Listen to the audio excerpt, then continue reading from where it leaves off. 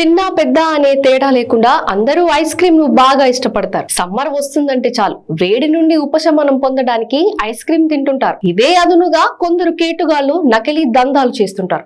Uppal industry ఏరియాలోని gone ice cream తయారీ unit లో ఎస్ఓటి పోలీసులు శుక్రవారం రైడ్ చేశారు. నిషేధిత సింథెటిక్ ఫుడ్ కలర్, గడువు ముగిసిన రసాయనాలను ఉపయోగించి కల్తీ ఐస్ క్రీమ్ ను తయారు చేస్తున్నట్లు గుర్తించారు. ఈ దందా చేస్తున్న నిందితులను ఉప్పల్ పిఎస్ కు తరలించారు.